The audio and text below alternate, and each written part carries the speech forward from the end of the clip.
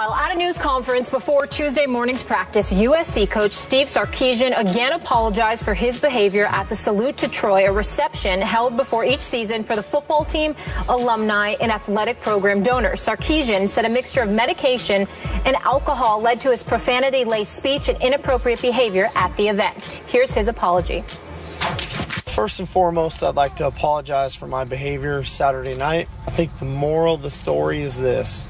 When you mix meds with alcohol, sometimes you say things and or do things that you regret. And I regret it. I'm sorry. Steve, because of what happened, do you have a drinking, I think it's fair to ask, do you have a drinking problem? No, I don't believe so. But through Pat and through the university, I'm going to find that out. You know, I'm going to go to treatment. I'm going to deal with it. I don't know if I even need rehab. That's part of the process.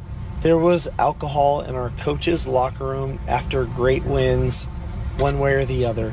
And I don't know if we're very different than any other organization or program, but there won't be alcohol in our building ever again. Sarkisian also said that he would stop the practice of celebrating big wins with alcohol in the coach's dressing room, as we just heard, and that was a mutual decision between him and athletic director Pat Haden, a source telling our ESPN's Brett McMurphy. Skip, now that we've heard from Sark, what should Pat Haden do here? Stephen A., I'm going to go a little deeper here, so bear with me. I think Pat Haden has a much deeper decision to make, because the larger issue here, the more I hear, see, feel about this story, isn't whether his head football coach needs to be punished. The larger issue for Pat Haden now is, does his head football coach need help? Again, I'm speaking from the experience. Forgive me for bringing this up again, but I grew up as the oldest kid in a household with two alcoholic parents. My mom finally nearly killed herself in a car wreck, went to AA and saved herself, and still goes to her meetings every Monday night without fail because she says she couldn't miss her meeting as a recovering alcoholic. My father went to rehab repeatedly, and I went to repeated counseling sessions with him and the rest of the family, and he failed and drank himself to death. Now, I'm going deep here, and I don't know enough of the facts, but I've heard the question asked enough times of Sarkisian, does he have a drinking problem? He says, I don't know. So he says, I'm going to get treatment. I don't know what treatment means, but I don't need rehab. Remember, Johnny Manziel needed rehab. Johnny had to give up, swallow his pride, and go away for, I'm not sure how long it was, 6 weeks, 8 weeks, to get right. And God bless him. We're all proud of him. He's doing pretty well. So far, so good.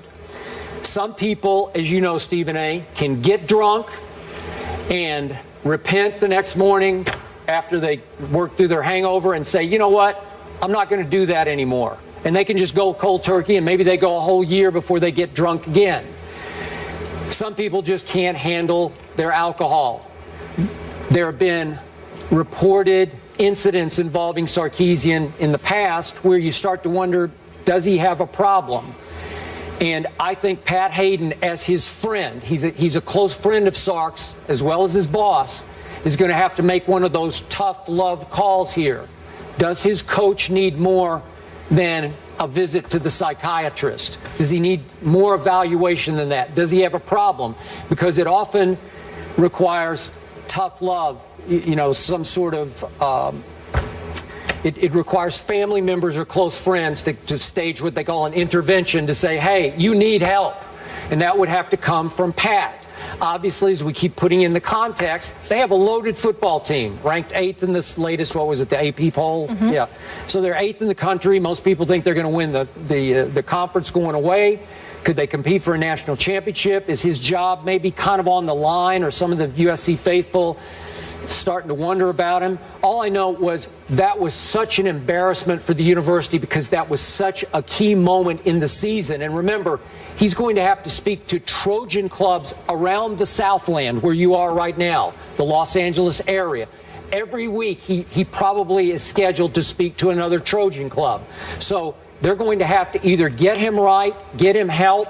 Something's going to have to change other than just our off the top of the head reaction the other day of, oh, suspend him for the first game. Well, to recovering alcoholics, that could be offensive because it may run deeper than just that. Your thoughts? Well, my thoughts initially are, obviously, as always, I appreciate your candor, your honesty, and how open you are about what ailments affected your family. I know how deep that runs for you, so I deeply appreciate you sharing that. That's number one. Number two, I believe that Steve Sarkisian, I believe his contrition was genuine. I think that he was sincere. I think that his apology was legit. I think he meant it. I do believe that he's sincerely ashamed of his actions, particularly how it reflects on Pat Haden and the USC Trojans program. I think all of those things are true. Yet it doesn't change my position one bit. I think he should have been suspended immediately. I think the suspension should be a minimum of 2 games. I do not believe he should be fired at all, but I do think a suspension is warranted. And to be quite honest with you, my primary reason is because it's bigger than him. That's why. I like Steve Sarkisian. I met him, I interviewed him. Seems to be a really good guy. I'm certainly not rooting against him. I wish no harm, no negativity towards him. But when you talk about the bigger picture, you have to ask yourself this question. If one of those kids had done that, would they have been suspended? And the answer we all know is yes. When you combine that with the fact that whether it's the NFL or various professional sports leagues, we can also transition that to college, particularly the NCAA, with the way hypocrisy reigns through that place. It is undeniable that coaches and leaders of men are held to a higher standard. So whatever standard you have for the actual athlete, you must have plus for the coach, because that's the leader. So if you allow Steve Sarkisian to get away with this, if you're Pat Haden, I don't want to see you doing anything to a player. As far as I'm concerned, the players can go out there and smoke some weed. They can go out there and drink some alcohol. They can show up at a public event, and guess what? They can do what they want to do. Let me see Pat Haden do something to them. And watch how. You think I've gone off on this show before. You ain't seen nothing yet. Excuse my grammatical incorrectness, but you ain't seen nothing yet. If that man suspends one of those players for conducting themselves that way, because that's ultimately the message that you're sending. I have tremendous respect for the reputation that Pat Haden has built for himself. I don't know the man from a can of paint, but his reputation speaks for himself. It precedes him. And I'm telling you right now, if this had been a player, they would have been suspended. They would have been dealt with. So why does the coach get a pass? Because he's your friend? I don't want to hear all of this stuff about, well, he might have a problem, because if he has a problem, then what you would do is suspend him and insist that he goes and gets some help while he's serving the suspension. No, what they're bringing up is the fact that they're all so very close. I'm reading Bill Plaschke's column in the LA Times, and C.L. Max Nicky is the president for USC. They're talking about how he's got to make a decision about this. My whole point is, if it was anybody else, Pat Haden would have leave it up to him. Pat Haden would make that call. So because this is your man, this is your boy, suddenly you can't do your job. Oh, yes, the hell you can. You suspend that man. You suspend him because you would do it to the players. Be fair to the players. And I appreciate Kessler and the other boys coming up and speaking for their coach. If it were my coach, I would do the same thing. I would speak up for him. I would support him. But if you Pat Haden, you can't take that public position. This is egregious. You can't sit back and do nothing. What kind of a message are you sending? You know good and well if this were a player, you would suspend him. So if you would do it to the player, you must do it to the coach. He's the leader of the players. It's that simple. I'm not wishing anything on Steve Sarkisian. I will root for USC. I will hope that they have a great season. I want him to come back and do a great job if he were to get suspended. And I'm not saying that he should get suspended because he's some bad guy or whatever, or his life is rife with irresponsible behavior. That's not what I'm saying. This was a very public display of undisciplined, reckless behavior, and dare I say, irresponsible insubordination. It is undeniable. And if that is the case, he must be suspended, or USC players, you now have the right to go and drink and show up at public events for the team, for the university with impunity. You have nothing to worry about. Go ahead, because guess what? Your head coach can do it. Yeah. Your head coach can do it. So why can't you? And to your last point, I found the concept laughable that Sarkisian would say, I'm going to let the players discipline me the way I would discipline them. So he let Cody Kessel, the quarterback, and some of the team leaders say, oh, you got to do those up downs, or you got to run sprints or whatever. Give me a break. You are the authority figure on the team. You can't let the players treat you the way you would treat the players, because you've lost all respect from the players then. I'll take it a step further. I didn't think it was laughable. It ticked me off. And the reason why it ticked me off is because, excuse me, that's a lie.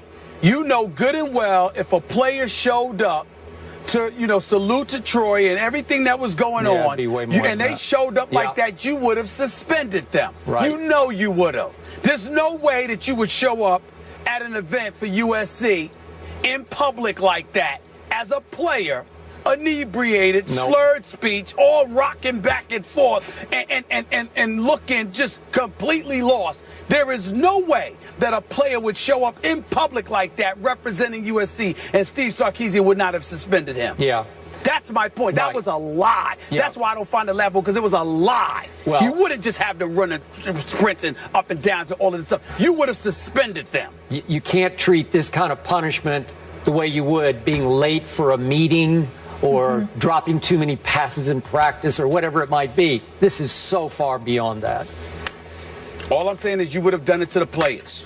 You can't give the coach a pass when you know you would not have given the players a pass. Pat Haden shouldn't leave this up to the president. Yeah. You're the damn athletic director. You're the boss for a reason. Do your job.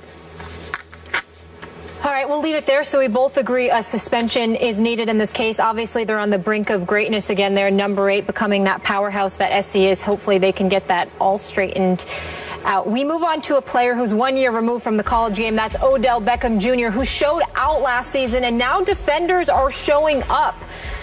Will the target on his back slow him down in his sophomore campaign? That's the question. And also, Antonio Pierce will join the desk for that conversation. Stay here.